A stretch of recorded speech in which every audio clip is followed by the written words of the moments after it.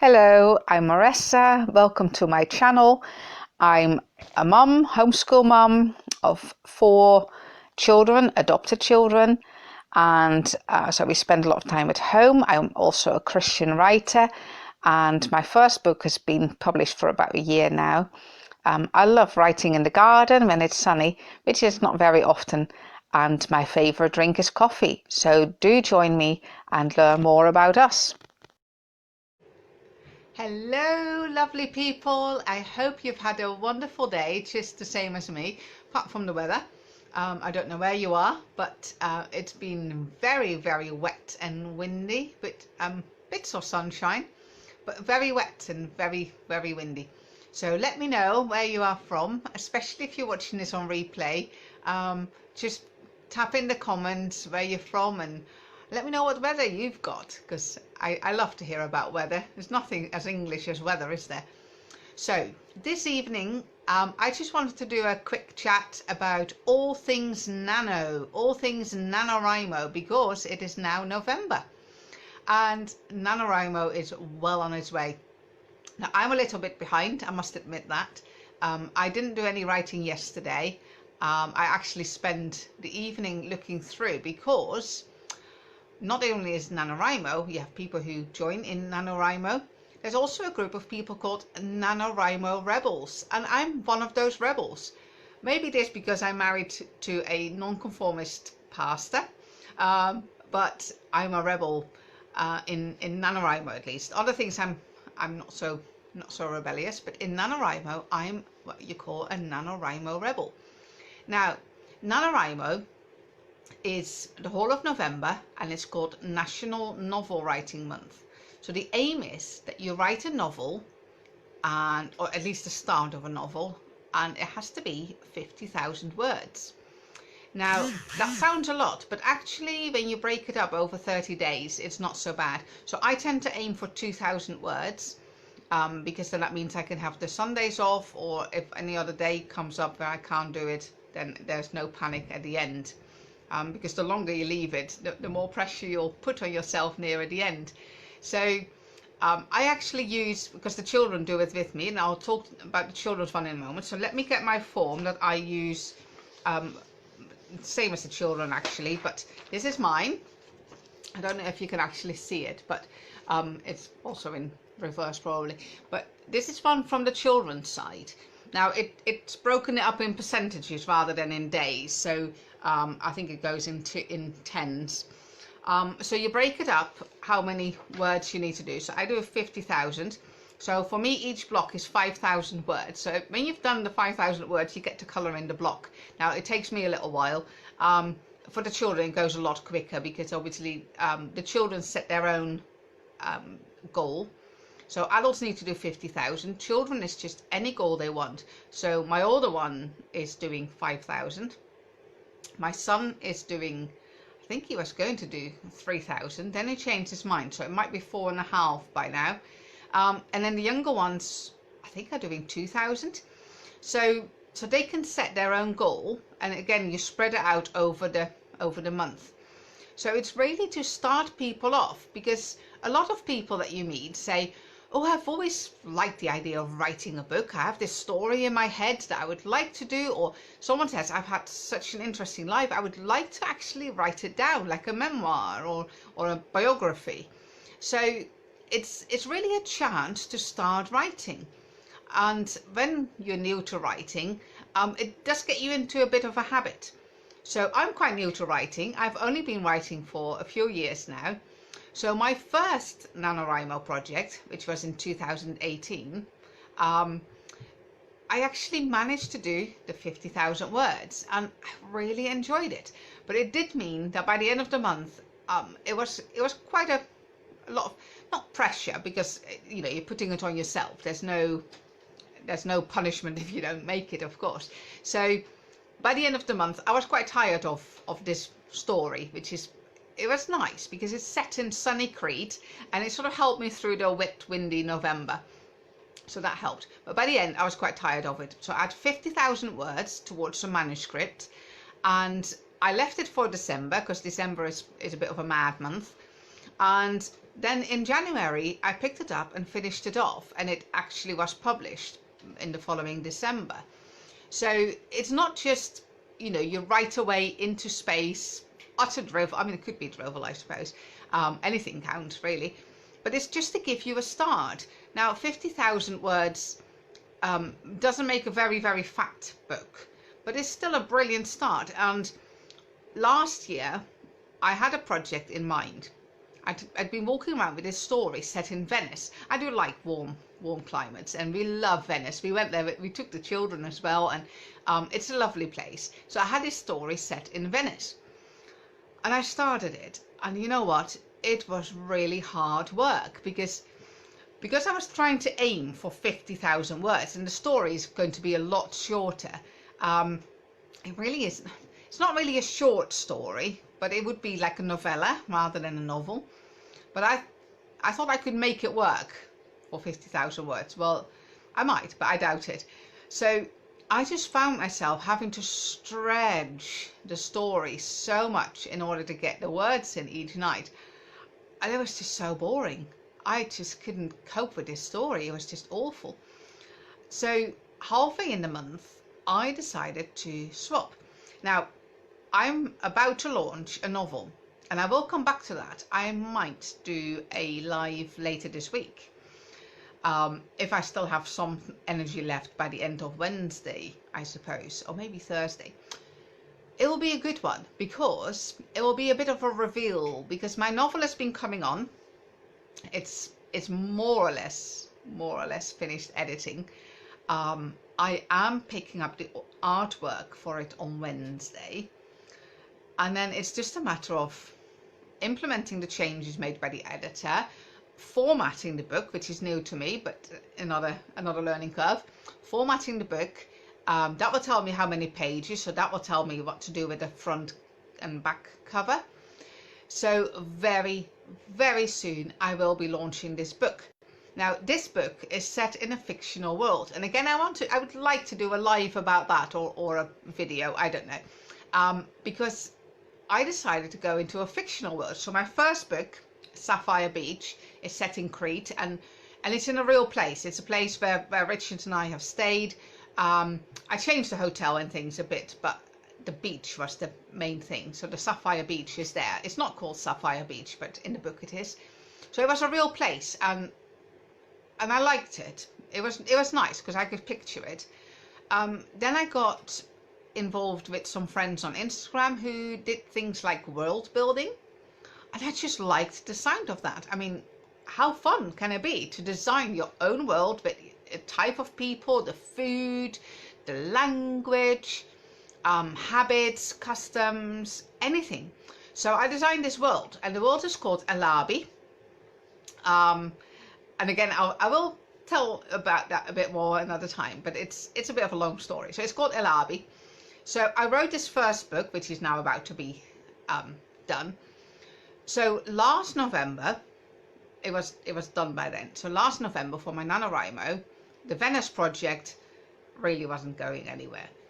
Now, I loved Alabi. It was a wonderful world. And one of the supporting characters, not the main character, but it was like one of the ones in the book, was a girl called Matzia. And Matzia was quite a hardcore citizen in Alabi. But I liked her. So, I mean, not that she's a nice character, but still, I liked her. So I had this thing in mind, like a sequel to do with Matzia, where Matzia is the main character. So for my November project, when Venice was a definite killer, I decided to swap projects and go back to Alabi. So I went back to Alabi, back to the main character now called Matzia. And I had a great time with it. And it just flew. November just whizzed past.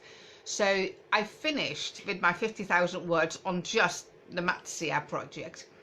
And then I left it because by then a publisher was looking at the first book in the series and said, oh, that needs a lot of changes. So with my editor friend, we were looking at it, and it did look as if we were going to lose a lot of chunks from the book. So I decided to wait with the Matzia story until I was sure what was going to be left in the first book. So I shelved Matzia and went back to my first book, and with my friend she did all the editing and it's made it a lot better, but nothing major has gone out of it, and now we know where we are. So this year I'm going to finish off the Matzia project. I'm still figuring out a title. I'm probably going to go with Beyond the Hills. That's at least a working title, Beyond the Hills. But it's a bit of a giveaway, so it could change. So this year I'm back in Alabi, back to Matzia. So yesterday I actually read what I had done. Now that's another trick that I wanted to show you, because when I write, I'm fussy. When I read, I'm fussy. When I write, I'm fussy. Now I read in chapters and I write in chapters. I hate stopping in the middle of a chapter and coming back to it, because you lose the train of thought. And it's the same when I write, and it needs to finish. It needs to be a round off ending. So I write per chapter. So what I do, I finish by the end of the evening, then I print off the chapter that I've just done. Because it's quite hard, because when I sit down the next evening, I'm like, where did I finish again? And the laptop I have doesn't really allow 2 documents, so it's too awkward to go back. So I print it off. I print off the 1 chapter and I put them all in a little pouch. This is my NaNoWriMo pouch, which has all my NaNoWriMo stickers on. So I got to chapter 21 last year. So today I started on chapter 22. Now today's been a bit busy and a bit full on, so I don't normally get a chance to write in a day, although when it's NaNoWriMo, sometimes the older ones are writing the story means I could sit down and write as well technically. It didn't really happen, so I've got a little bit and I will be continuing that later. So that's my other trick. I print off a chapter at a time so I know where I am. So that's what I've done. Another thing in NaNoWriMo is all the things. So I'm a pantser. Well, saying that, maybe I'm a planter, or you can be a planner. I'm not a planner. I am not a planner at all. I don't plan my stories, which is also why my stories are normally set in the present tense, because I don't know what will happen to them. So I can't write as if it has happened, because it takes me by surprise just as much as it does the character. But I do some planning. So I'm not a total pantser, I suppose. So I made a sheet that was really for the first book, but obviously it carries on in the Matzia story. So I make a sheet with my characters, and the main characters I will do a character study a bit more, you know, things they like, don't like, trouble. And whilst doing that, little scenes will pop in my head. I think, oh, maybe this could happen to them. It might actually not end up in the book, but it might. So I write them out. And then there's usually 1 or 2 things that I really want to have included in the story. So I will write those down and they will probably make it in the book. But that's all the planning I do. So I don't know how many words I will get. I don't know how many chapters. I don't know exactly what will happen, which my husband struggles with. So he asks, it's like, oh, what will happen? And I was like, I don't know. I really don't know what will happen to the character. It might be good, it might not be so good. Usually it's not so good. So at the moment it's Matzia. So I read the chapters that I had already printed off. So I'm now back in the story, back in the flow. I had forgotten a few things. I knew she had a defect, but I'd forgotten what it was. And it turned out when she's cold, her nose goes very white, except for the tip will turn very, very red. And in Alabi, physical defects are not an option.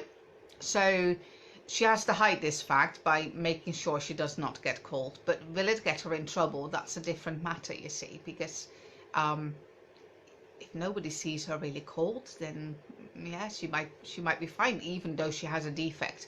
And she is on a special list in order to get married. She's actually already like attached, we would say, maybe engaged, but it's like it's all very rational and logical. So I will do another one on Alabi one day. So that's my Nano prep. Now, for the kids, this is my son's. Okay, I don't know if you can quite see that. His is called Angry Parrots. It's his story that he tells a lot of stories about parrots. He's got this parrot and a little penguin called Max and Reese, and they feature in a lot of his stories. Now, the kids do get character worksheets that they can prepare, and it even gives them a page where they can draw their main character. So that's Max the parrot, and they have a lot of planning. And I really enjoy that, doing it with them. And in a way, it's helpful. If you're new to it and you want to do a novel, it's just a great way of getting on track, I suppose. And then I have this thing which we filled in with him as well. So what I've done is, like, you know, how does a story go? So it starts off, then you get the climax, you sort of go down the hill, and then it sort of, you get the resolution. So it just helps the children to focus on their story in a way, and to plan it out, so that no pantsing for kids. Yeah, I don't use that sort of thing. I have no idea what the climax is going to be of my book. I don't know. I have an idea in the back of my head which might or might not happen, but for the children, they help them to plan it. Now, I mentioned earlier that I was a nano rebel. Now, I'm a rebel because my project is actually continuing last year's project. All right, so like I mentioned before, technically you should start a new project. Well, I'm not. I'm continuing a project. So there's lots of people who say, well, I'm halfway in a book and I just want this little push in a way to finish off, get over the line with it. Other people are nano rebels because rather than write a novel, they write a non-fiction book or a poetry book. You know, you write a couple of poems or a poem a day. So that makes you also into a nano rebel, and it's quite fun to be a rebel. And there's no shame in that. You know, it's not like you're wrong to do it. It's just all good fun. I think one of the most beautiful quotes I saw yesterday was one of the helpers in my group, because NaNoWriMo is very organized. It's a global thing, so each area has their own area coordinator, and one of the people who helped with that said that technically, even just starting up the computer and bringing up a white sheet, and not, even if you don't write, in a way you have made progress. You have, in her books, you're already a winner, because said just to actually sit down and face a blank piece of paper is quite daunting for a lot of people. So there's no bad side to being a rebel. There's no bad side to not making it to the 50,000. You know, it's all good fun, and it's to encourage you, and people around you will encourage you. So it's just to get writing. And for me, I think it was just to enjoy the writing, because there's no editing, there's no worrying about whether you're doing the right thing. It's just, you just write away and you just have this wonderful time. And even if you think, oh, I've got this completely wrong, like, I know my first part, when I read through it, I was like, oh, she does a lot, it's just her and her thoughts, really.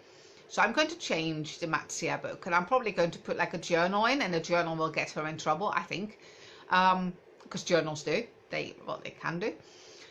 So I'm going to go back to the chunk I did last year, and that's fine. That's fine, because it doesn't matter. Even if you think, oh, this is actually not working, you just take it from there. You don't have to go back. You don't have to worry. It doesn't have to be beautiful, poetic language. You can just write what you enjoy writing. So that's NaNoWriMo for me. So keep an eye out, because I will be revealing my book that will be published very soon. It could even be within the next 2 weeks if I get things working. If the formatting doesn't look too hard, because that could be another learning curve. So I will be revealing my book. I will also be revealing the cover, which is amazing. At least the painting for it is amazing. I'm so thrilled. I will also be talking about that a bit more, and I would love for you to stay in touch and to be part of the big reveal. So I will also, on my website, which is vicariousHome.com, I will be setting up a mailing list, which again is like unknown, uncharted waters for me. But it's all good fun and I enjoy it and I love hearing from you all. So keep an eye out. Do visit my website at vicariousHome.com. There's some articles on there, blogs, whatnot. So enjoy that. And also, if you type in Vicarious Home on YouTube, I have my YouTube channel there. So this live I will put on YouTube later. And it's just nice to have people to stay in touch, people who to share things with. I love to hear about your stories. If you're doing NaNoWriMo this year, that's great. Please let me know what you're doing. Let me know your project, how it's going, how I can help. If you have any questions or you're worried, or if you want to be a rebel and you just do 10,000 words this month, that's absolutely fine. We love rebels. So let me know where you're at, and please get in touch if I can do anything to help you with your writing. And it's just been really, really nice to connect with you all. So I hope you have a wonderful evening, and I hope the weather is better. I'm just trying to look out the window. It is pitch black outside, so I have no hope, but I can hear the wind. So hopefully it's better where you are, and enjoy this November and have a lovely, lovely NaNoWriMo if you're taking part this year. If not, great to see you anyway. Cheer us on and be ready for all these finished projects to come your way. So have a wonderful time and be blessed.